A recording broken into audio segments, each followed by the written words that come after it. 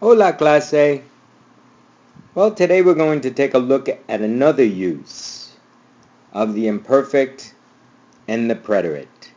If you remember, use number 1 of the imperfect was to describe habitual repeated actions in the past, while the preterite was used to describe single completed actions in the past.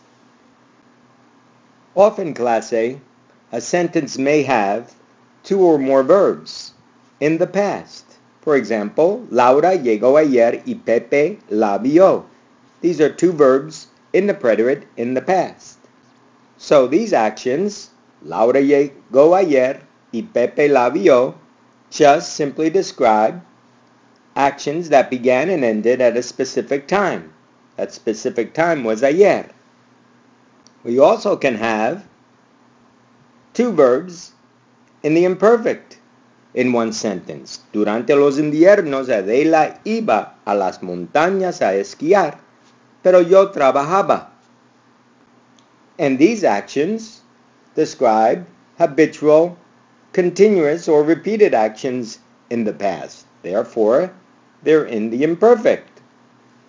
And now my question to you is, have you ever been in an earthquake? I have. Not as dramatic as this one. It was more or less a tremor, but it was strong enough to make me stop what I was doing.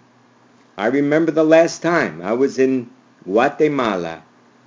What was I doing? I was shaving. It was early in the morning and I was shaving when the earth started to shake. And of course that stopped my action. That interrupted what I was doing because I had to leave the building and go outside because it lasted a good 30 seconds. Do you remember about 3-4 years ago when we had that gigantic haboob that came to Phoenix? It was gigantic. Do you remember what you were doing when the haboob came to Phoenix? This is our second use of the imperfect and the preterite, describing what you were doing when something happened. Now, it doesn't have to be dramatic like an earthquake or a haboob. It could be something very simple, like this sentence right here. Yo estudiaba cuando Julia entró. So this is the action that was going on when she came in. And most likely she interrupted what I was doing. That's our second use of the imperfect and the preterite. Let's get into more details. So, in the above sentence here, yo estudiaba cuando Julia entró, estudiaba is in the imperfect because it describes background, what was going on, an action or event in progress that was in progress. Yo estudiaba, I was studying.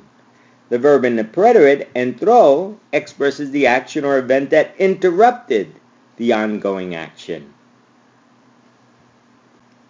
So here is use number 2 of the imperfect, describing background, events or actions that were in progress or ongoing. For example, cuando mi mamá me llamó, yo escuchaba discos, or yo miraba la televisión, or yo hacía la tarea, or yo texteaba a mi amiga.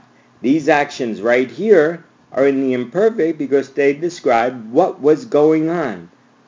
Actions that were in progress when mi mamá me llamó. That's use number 2 of the imperfect.